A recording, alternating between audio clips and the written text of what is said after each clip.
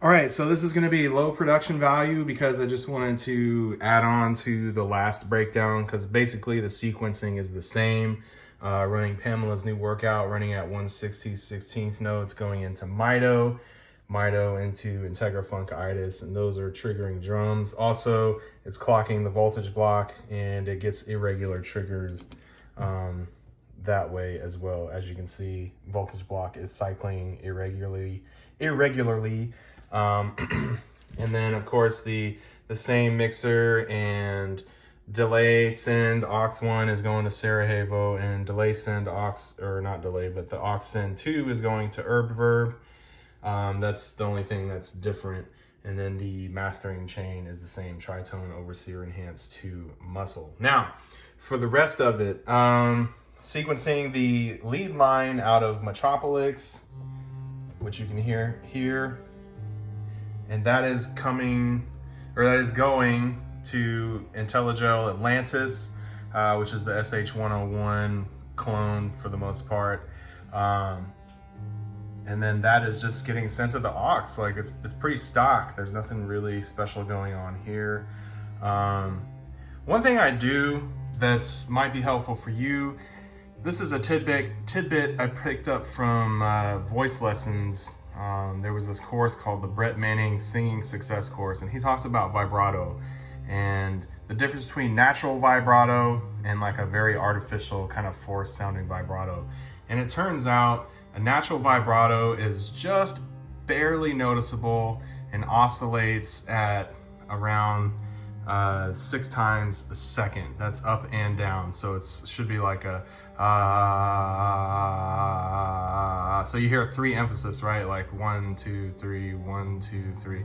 And that's kind of what I try and go for when I oscillate, when I map the like a LFO to mod very subtly the pitch of the oscillator. And that's something I've done for a really long time, and it just adds a nice human character to what would otherwise be a static sound. So that's a little tidbit. Hopefully that helps you out a little bit. Another thing you can do, I don't know if you can do it with this module, but I do it with the Juno 106, is you can delay that onset of the LFO modding the pitch. If you can delay it for a second, so it's like ba, and then it comes in gently, like that's even better. So that's what I actually prefer. I'll have to figure out how to do it on modular, but anyway, so that's the lead line you hear. And then next we have the bass line, which is just Erica bass line running with the VCA all the way open. So now it's just an oscillator that has a filter tied to it. And then that's going into the QMMF4, which is running on the saturation circuit. And then I would dial this back. Let's see, open this up. And that's just another character. Just a little more control, just depends on what you want for baseline, but I just ran it through the QMMF4. You don't need to run it to another filter because this filter is fine, but just to get a little more like control, I guess is what I was doing with that. That's really all that's going on there. All right, so let's talk about drums real quick. We have the BIA. This is the kick, and there's nothing going on here either. It's just being triggered and sent out. I have that trigger molted going to the Contour 1, and Contour 1 is cool because it has a inverted output. All right, you see that there, INV, and that is going to the VCA of the bass line, which I ended up, I'm going through like MIA to dial it back or control that shape just a little bit more. But it's also going to the scope, so that's why it's coming down here. But anyway, so that's going to the bass line. So this is actually dipping. It's pretty much, just like a sidechain compression thing, but just doing it with the envelope instead. And then you have to use an inverted envelope for that as well. And then another way to do it is with a regular envelope, and then you have to invert and offset that envelope.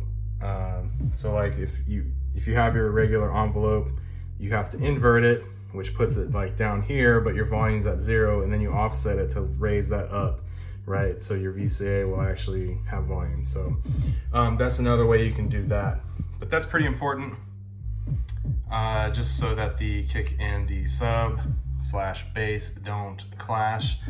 All right, let's move on. So let's see the snare. This is a kind of a boutique-y, unknown module, but this is the Noisy Fruit Lab Snare 808, and it's a clone of the 808 snare circuit. Before I was running Michigan Synthworks Peaks, which is a mutable clone of Peaks, and Peaks being a digital module, the snare didn't pop out enough for me in the mix, and this thing is super awesome, and it solved that, because this is like a really authentic and fat sounding 808 snare. And it's really, I don't know if you can hear this in the speakers, but the only bad thing about it, there's no CD control over this stuff, but you just dial it to taste, and then you got like a typical 808 snare. Up next, we got a hi-hat. This is the Pixel Dust by Ohm Sonic. This is a 606 hat. And I just have this running really, it sounds like just like a tick. So you could do this with any hat module, or a noise source into the envelope and VCA and just drop it way down. The release way down, and that gets you like the, what do you call it? The IDM kind of, just the blippy sounds. So the other interesting thing is I have two other hats running, and I'm just pinging the Three Sisters filter. This is something Grant Boss does with his Belgrade filter. You could see it in one of his videos. I just used Three Sisters for this one just to get a different flavor, and surprisingly, it's pretty similar to the Belgrade when you do this specific sound. And then next, I have the Interstellar Radio. That's again a Grant Boss thing. I saw him do it first with the essentially using it as a hi-hat. So running that through a VCA and then enveloping that with Quadrax. Now, I don't know about you guys, but Quadrax, honestly, for me, I've just been using it as a basic envelope. It just has 4 envelopes that are customizable in one module. But it turns out that this thing can do so many more things that I have to get into. But I was looking for how to map the CV, and I thought one CV input would just control one part of it, but turns out you can map that CV to control pretty much anything and multiple items or parameters in the module itself. So Quadrax, highly underrated. I know people will say it's awesome, but like nobody says why, and it's like, oh, just take a look through the manual and see what it can do. Like it can do all kinds of stuff, like besides LFOs. Like, yeah, it's pretty sick. So really excited about that, actually. Looking forward to diving into that module some more. So up next, probably the biggest trick I did, which isn't even really a trick, was I used the Sport Modulator. Again, shout out to Grant Boss. Yeah, actually Grant Boss is the reason I picked up these two modules. And the BIA, again, I had BIA before, but yeah, I just liked what he was doing with it. So yeah, check this out. So the Sport Modulator, I guess I could have just multed one output and did this trick with it, but the Sport Modulator is modulating the pans, the CV of the hi-hats. And the way I have this going is if I just plug these straight in, both of them, then the hi-hats would be going left and right at the same time. So what I did was just invert one of them with the IntelliGel invert module. And so when the one hi-hat goes one way, the other one goes the other way. I don't know if there's any way to tell on here, but these are pan centered. So when this hi-hat goes this way, the other hi-hat goes that way. So it's really cool. It's an interesting effect. I believe it'll do audio rated as well to get some interesting things going. But yeah, that's pretty much it. That's pretty much it for this patch. And you know what? While I'm here, let me tell you which modules I got because of Grant Boss.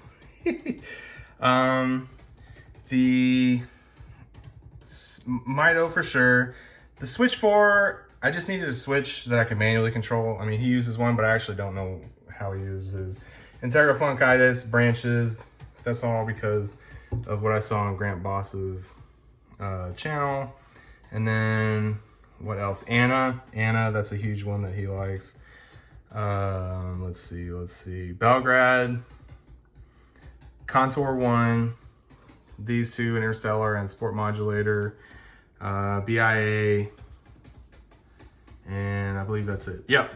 Everything else I had already, you know, for various techno reasons and stuff. So it's been interesting getting into the modular stuff and kind of like expanding things out. I'm finding myself preferring synthesizing sounds using the basics as opposed to just using these modules.